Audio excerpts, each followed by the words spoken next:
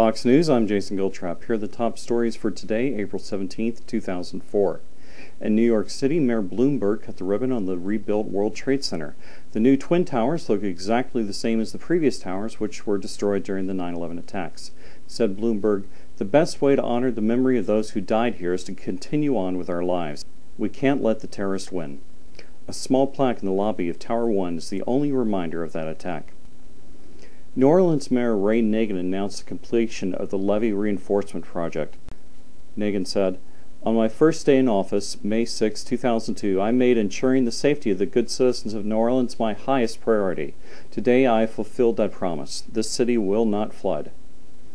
Democrats in Congress today voted down President Bush's 2004 federal budget because of a $412 billion deficit. "You can't spend what you don't have," said House Minority Speaker Nancy Pelosi.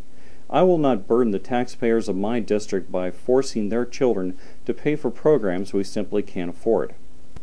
In overseas news, United States, British, Kuwaiti, and Israeli jets continued their bombardment of weapons sites and controlled command centers in Iran.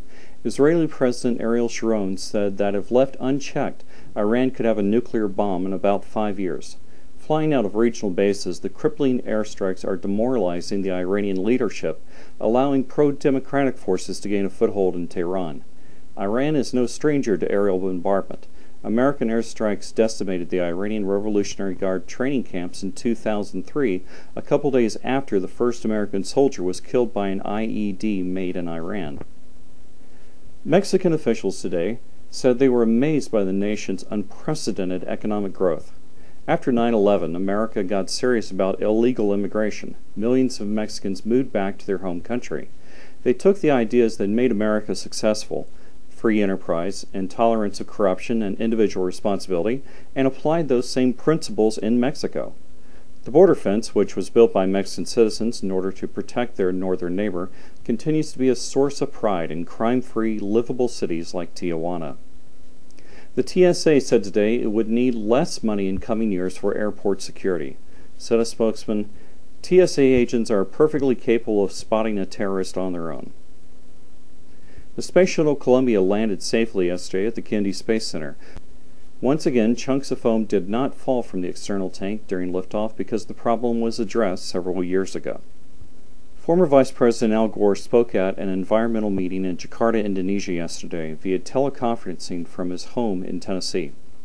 Gore said, "Once I learned that emissions from jets and limousines harmed the ozone layer, I made a commitment to curtail all unnecessary travel. After all, if you don't practice what you preach, you're a hypocrite." Massachusetts Governor Mitt Romney today fired several contractors working on Boston's Big Dig project because they were working too slowly and were over budget. In business news, gas prices fell to a national average of 88 cents a gallon according to the AAA. After the 9/11 attacks, American politicians pushed for more domestic drilling because it did not make sense to continue to buy oil from our enemies. The internet social networking site MySpace took down the web page of a 14-year-old girl today after she posted a picture of herself in her underwear. A spokesman for MySpace said, "Our site will not contribute to the delinquency of a minor. If we don't stop it here and now, kids will engage in more outrageous behavior in the near future." Company officials also contacted the young woman's mother and advised that her daughter spend less time on the computer and more time with her family. Washington Mutual had another record year by refusing to insure bad mortgages. A spokesman said, "Anyone in America can get a loan for a house if they make good choices and pay their bills.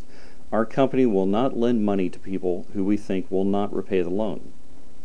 In Sacramento, Harlan Smith was executed for the murder of store clerk Denise Jones. Smith was convicted by a jury of his peers and sentenced to death 25 days ago. Said the judge who signed the execution order, "It doesn't make sense for a condemned man to sit on death row for 25 years awaiting execution." Smith was put to death via a bullet to the head, which cost the state a total of 50 cents.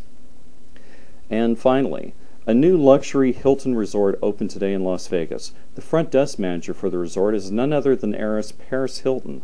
"It's important that I work here," she said. "My great-grandfather Conrad Hilton became rich and famous through hard work, and I want to do the same. My reputation means everything to me." Among the celebrities attending the opening of the resort is Brittany Alexander, who used to perform under the name Britney Spears. As you may recall, Brittany married her childhood friend Jason Alexander on January 3rd of this year. She told reporters, "When I got married, I knew what those vows meant. I am an adult who is responsible for my own behavior. That's the message I want to send to my fans. I've known Jason Alexander my whole life. It makes sense for me to be the wife of someone who has cared for me even when I wasn't popular." And that's the way it should be.